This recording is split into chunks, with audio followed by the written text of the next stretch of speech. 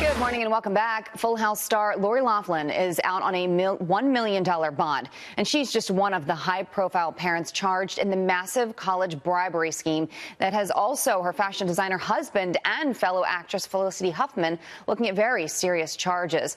But what about the kids in this? Our parent panel joins us live now, and that includes author of Disconnected, How to Reconnect Our Digitally Distracted Kids, Thomas Kirsting, New York City Councilman Joe Borelli, and attorney Keisha Hebben. Thank you all for joining us this morning. Appreciate it. Thank you. You know, Thomas, I'll start with you. What do you make of this? Because as of right now, we don't have exact confirmation for all the kids involved, whether or not they knew about this. So let's start with, if they did know about this, what do you think should happen?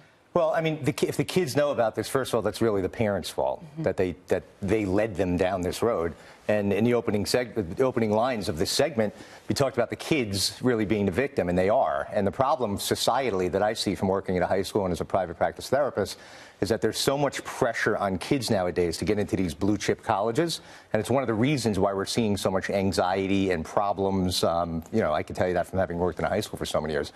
And you know, I'm kind of glad this happened, to be honest with you, so the cat can be let out of the bag. And those kids that are sitting on the sidelines not getting admitted to the colleges, and meanwhile they have the credentials, perhaps will get into these colleges in the future. Let's take a look, Joe, at some annual tuition costs for some of these colleges involved, and they're pretty big price tags here. You've got Georgetown, $53,520, Stanford, over $50,000, University of California at Los Angeles, just about $43,000, University of San Diego, more than $50,000, University of Southern California, $55,000, University of Texas at Austin, $35,000, and Wake Forest at $52,000, Yale at $55,000. I mean, these are some hefty price tags, and unfortunately, there were some hardworking kids who missed opportunities to go to some of these schools because these other kids were given those slots. Well, that's really the problem. This confirms a really nasty idea about class in our culture, in our country, and it's something I think most of us thought and suspected actually happened.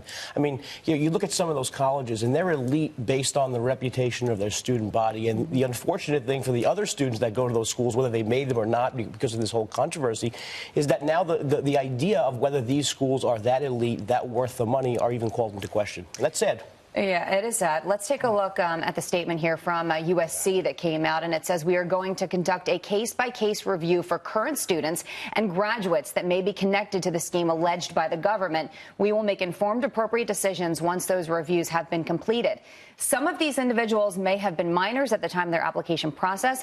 Applicants in the current admission cycle who are connected to the scheme alleged by the government will be denied admission to USC. Keisha, I want to go to you, especially with that last part, with the students who are currently involved in that, process of trying to get into school. Say, for argument's sake, they didn't know about this. They didn't know what their parents are doing. Is that fair to just deny these kids acceptance?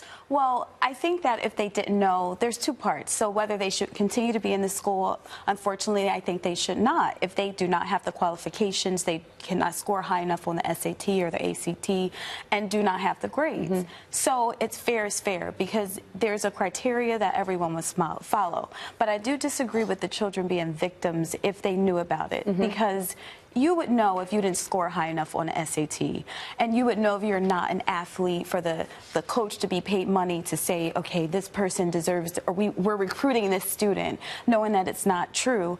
So I think the students need to be held accountable if they're a part of this conspiracy. So correct me if I'm wrong, what I'm hearing you say is that my interpretation is it would be hard for the students not to know about this. Absolutely, because, your child knows. I have a 15-year-old daughter. She knows if she's set for the SAT. So if someone's sitting for this exam, if the proctor's doing all these things based on being paid off, the student knows, and the students know the criteria of getting into these elite schools. So I think if they're 18 or older, they should be held accountable. So raise of hands then, who thinks that the school should retest the students and then take it from there? I agree. That's fair. Way, yeah. That would be a fair way? Yes. Okay, Joe, you jumped in first. Why do you think that? Joe, we would all here, I think, do anything to benefit our children. I think most parents would.